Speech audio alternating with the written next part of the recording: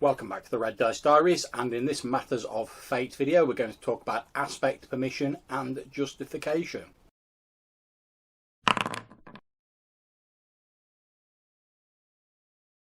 So a few days ago James Branch sent in a request for a video on aspect narrative permission, and his original request said, "John, I think that a video on aspect permission denial justification may help quite a few people.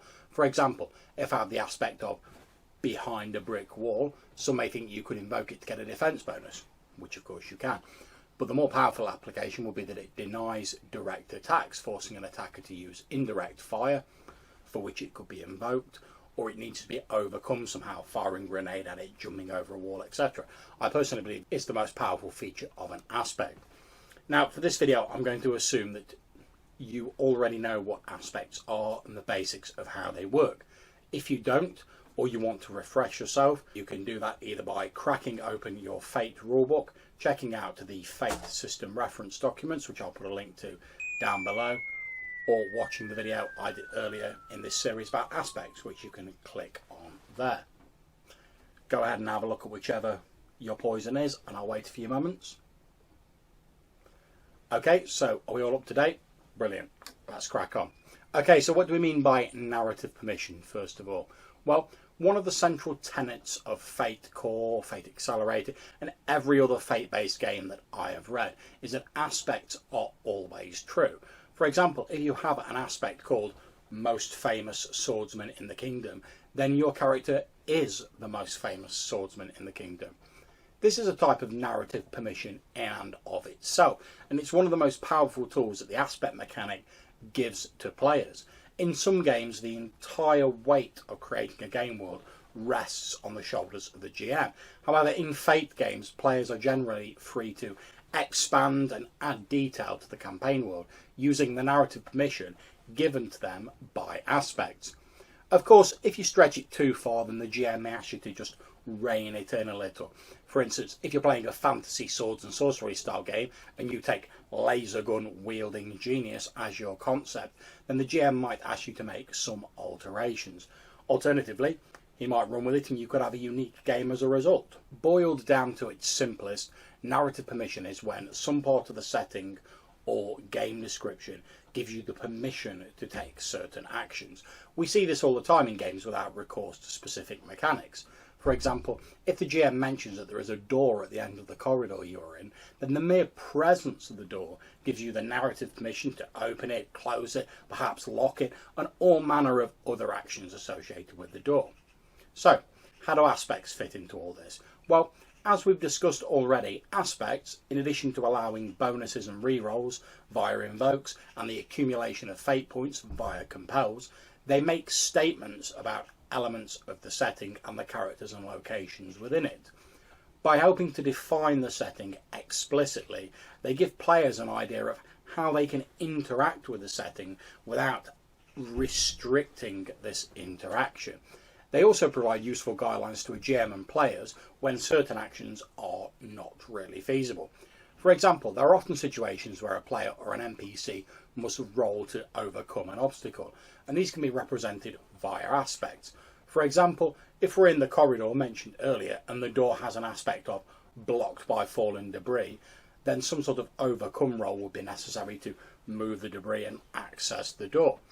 This could also work in the PC's favour. For example, if the PC creates an advantage of hidden in cover, then they could invoke this to give them a bonus or a reroll to their defense roll. However, an argument could also be made, depending on what the cover is, that it would not be possible to directly attack the PC. For example, if the cover in question is a brick wall or some other sort of sturdy obstacle, then it may be possible for the enemies to shoot at it, attempting to penetrate the barrier and hit the player characters. This could be handled by a normal invoke of the aspect to add a number of bonuses or re-rolls to the defense roll. However, attacking them directly in melee may not be possible, depending on the situation. If this is the case, then it seems reasonable that the NPCs will have to make an overcome roll in order to bypass the obstacle and get to the player character. Or perhaps the NPC simply has to use their move action to step around the wall and attack the PCs. It depends on what the obstacle is. Now, this is one of the strengths and paradoxically also one of the often more confusing points of Fate combat. Because the system is very flexible, there are a number of different ways that various actions in the narrative can be represented using the roles. In our example of a PC hiding from an attacker behind a brick wall, you could represent this doing the following. Step 1. The defender invokes hiding in cover aspect to gain a bonus or a reroll to the defense roll. Possibility 2. The aspect denies the attacker the ability to directly attack until overcome. Or possibility 3. The attacker is forced to use movement to bypass the obstacle. None of these options are wrong, and there is no 100% correct way to resolve this. Personally, I would do it like this for our example. Stage 1, the NPC makes an overcome roll to access the PC. Stage 2, this gives the player character an opportunity to attack them whilst they're scaling the wall or whatever. Stage 3, assuming they survive, the NPC can then make their attack. Stage 4, the PC can then invoke the aspect hiding in cover to gain a defense bonus, representing them trying to shift position and keep some of the cover between them and the enemy. If the attackers were shooting at the player characters, if they had weapons not capable of destroying the cover, then I would simply say their attack fails. The shots ping off the wall or whatever. If they had weapons that could destroy the cover, then I would have them make an overcome roll. Success indicating that the cover has been entirely annihilated. Now, because there are a lot of different ways to represent things in Fate, and because your GM has to keep a lot of information in their head during a session, they may not consider alternate ways of doing something. However, if you're in a game and think something could be better handled using a slightly different mechanic, don't be afraid to suggest this to your GM. And I'm not saying that you should badger them and slow down the game by continually bringing up rules points, but I'm just saying that they may not have even considered the fact that if you're completely concealed by cover, it makes no sense for the enemy to be attacking you. In my experience, GMs are far more likely to listen to such suggestions if the result is a more dramatic scene than if you're just trying to get a bonus. And I think that should always be your guide in Fate when deciding which approach to use to resolve a role. Look at the game fiction, look at what is going on, and then think which of the roles and ways of approaching it would make for a more interesting and dynamic scene. If the players are just momentarily taking shelter from some mooks who are firing pistols at them, it may be perfectly fine to just have them invoke that aspect, gain a bonus to their defense roll, dodge around the bullets, and continue their assault.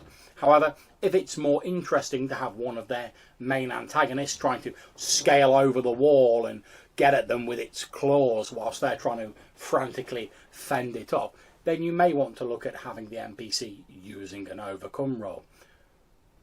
In Fate, a lot of the mechanics, certainly aspects, are based around the idea that they support what is happening within the game fiction.